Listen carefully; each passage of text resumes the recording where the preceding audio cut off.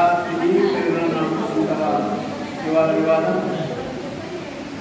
आज आपल्या या श्रीरत्न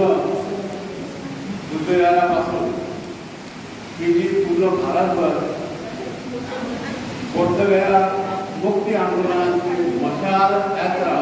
ही चालू आहे। आज आपल्या यवतमाळचा दिवस 18 तारीख आपल्या यवतमाळला होती। मोठ्या आपणची जी मशाल यात्रा आहे ही या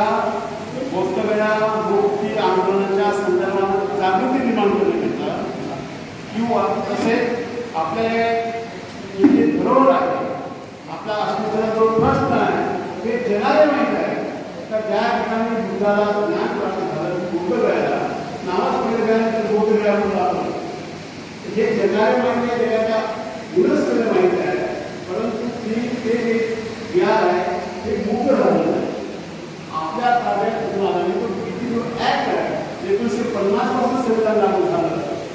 त्या संविधानाच्या अवलंबन पूर्ण कायदे आपोआप रद्द व्हायला पाहिजे पण तो कायदा रद्द नाही झाला तो कायदा रद्द करून ही जी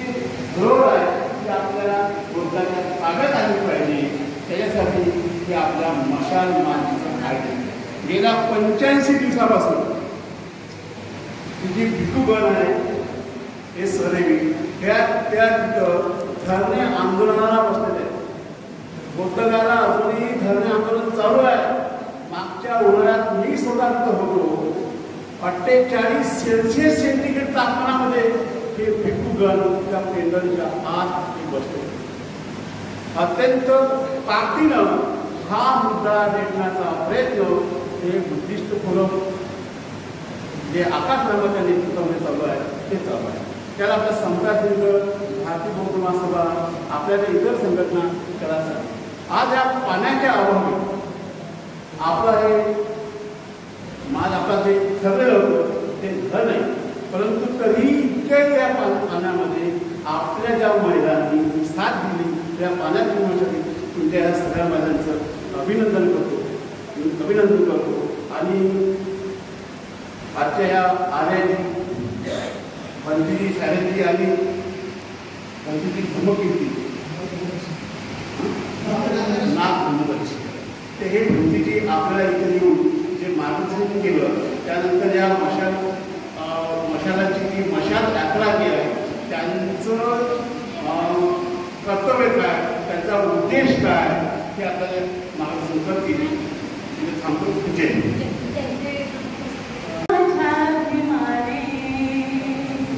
कष्ट केले माझ्या प्रेमाने जाती जातीत वाटून रे जाती जातीत वाटून रे दिले संविधान या भारताला दिले संविधान या भारताला जाण त्याची तुम्हाला असू द्या जाण त्याची तुम्हाला असू द्या कष्ट केलेत माझ्या भीमाने कष्ट केलेत माझ्या भीमाने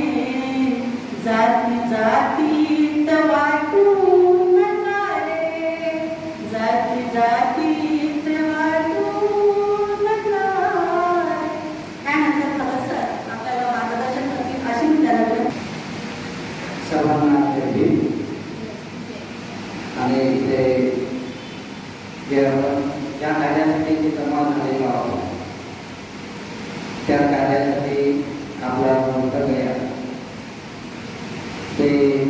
चंद्रपूर त्यानंतर वर्धा आणि आज आपल्या यवतमाळमध्ये जे भिक्खूगण आलेले आहेत त्यांना मी नमन करतोय वंदन करतोय आणि या विहाराच्या ज्या आमच्या गुरु आहेत त्यांना पण मी वंदन करतोय। तर सांगायचं तात्पर्य एवढं की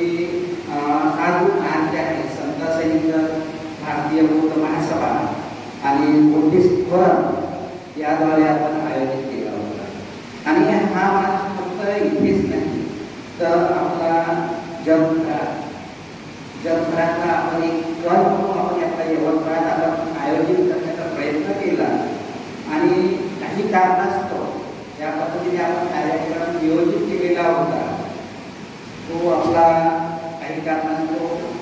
ज्या पद्धतीने व्हायला पाहिजे होता तो होऊ शकला नाही.